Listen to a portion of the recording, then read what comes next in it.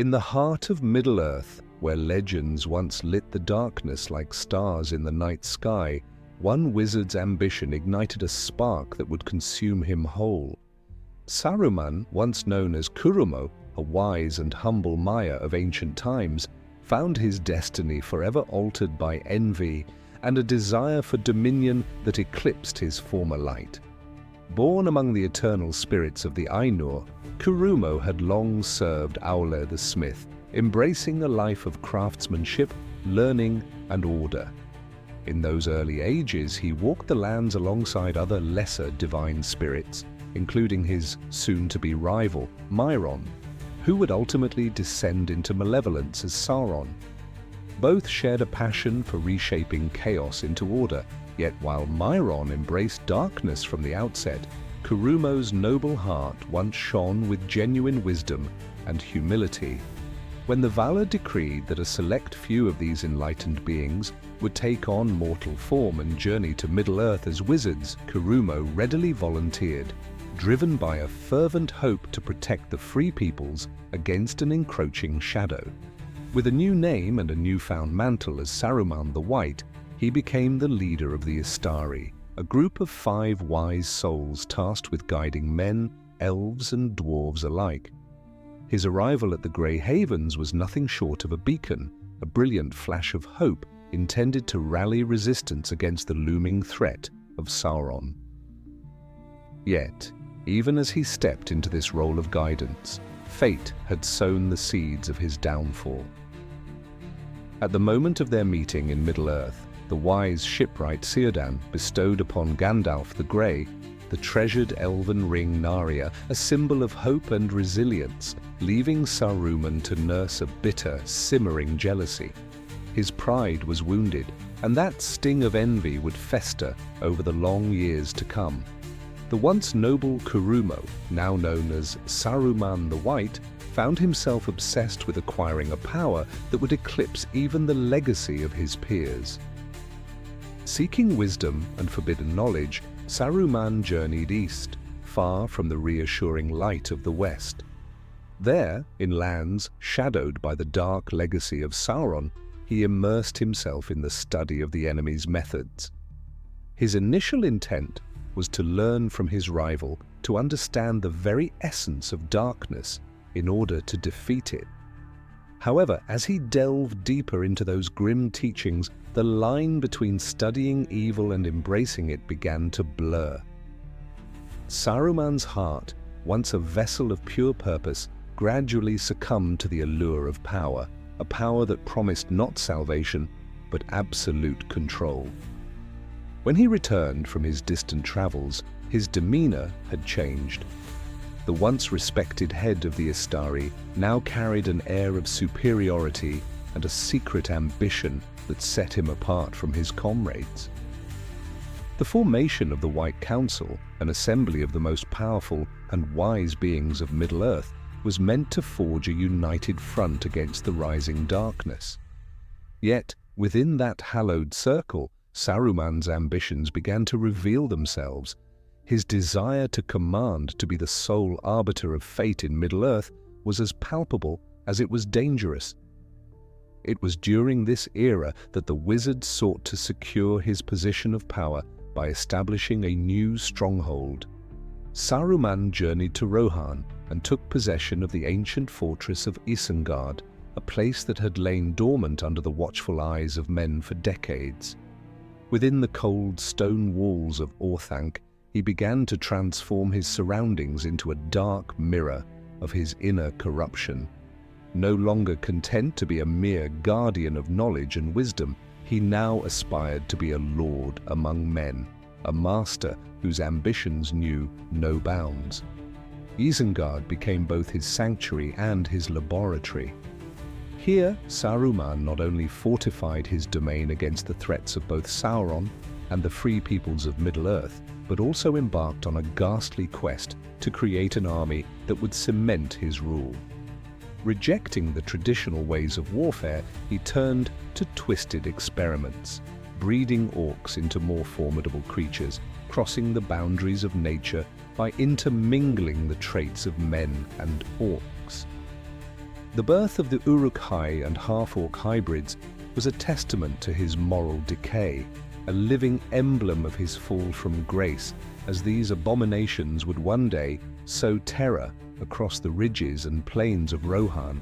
At the heart of his ambition lay an obsession with the rings of power, the very objects that had once been a symbol of hope in the hands of the wise. Saruman, consumed by envy and a lust for supremacy, crafted his own ring, dubbing himself Saruman Ringmaker.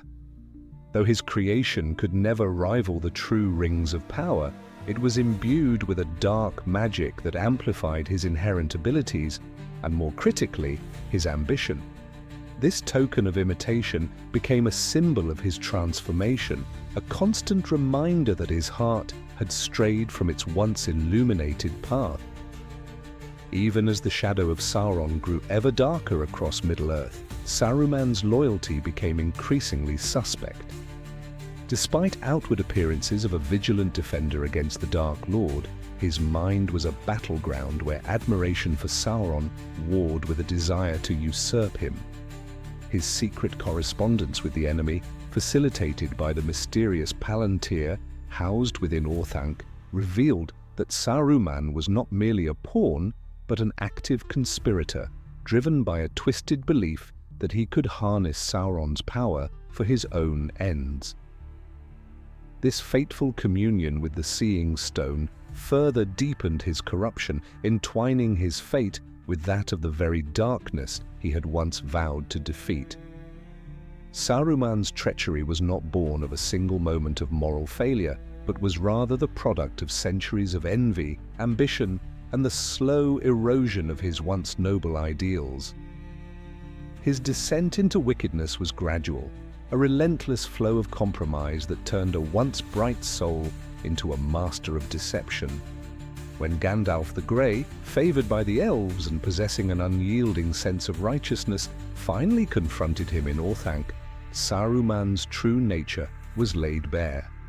Adorned in a robe of many colors, a symbolic rupture from his former identity as Saruman the White, he declared his new vision, a world reshaped by power and ruled by those strong enough to seize it, no matter the cost. That fateful encounter not only exposed Saruman's betrayal to those who had once trusted him, but it also marked the irrevocable moment when his fate was sealed. His ambition had led him to forsake the wisdom of the ages, replacing it with a volatile hunger for control that would eventually unleash devastation upon the lands he once vowed to protect.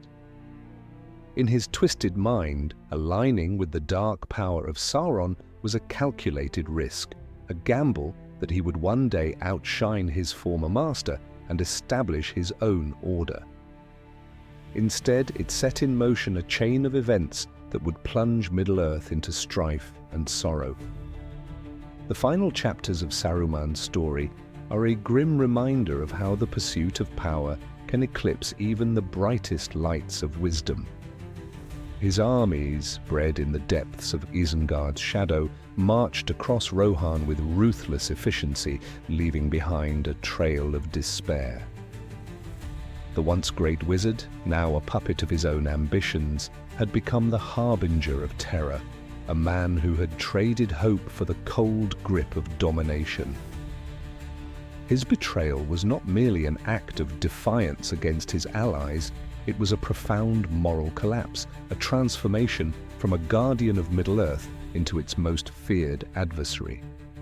As the dark tide of war swept over the lands, those who had once seen in Saruman a paragon of wisdom and strength were forced to reckon with the horrifying truth. Ambition, when untempered by humility and guided solely by envy, can destroy even the most enlightened souls. His journey from the noble halls of the Valar to the shadowed depths of Isengard stands as a timeless testament to the corrupting influence of unchecked power. In the end, the legacy of Saruman is one of tragic irony. His fall was not orchestrated by external forces alone, but by the gradual erosion of his own inner light, a light that once pure had been consumed by a relentless hunger for supremacy. His story serves as a cautionary tale that the greatest threat to wisdom lies not in the enemy without, but in the darkness that dwells within. Thus, in the annals of Middle-earth, Saruman's tale remains a stark reminder that the path to greatness can, all too easily, lead to ruin if one's heart is not anchored by humility and virtue. His transformation from Kurumo the Wise to Saruman the Treacherous encapsulates the perilous dance between light and shadow, a dance that continues to echo through the ages, warning all who would dare to forsake the true essence of wisdom in the pursuit of power.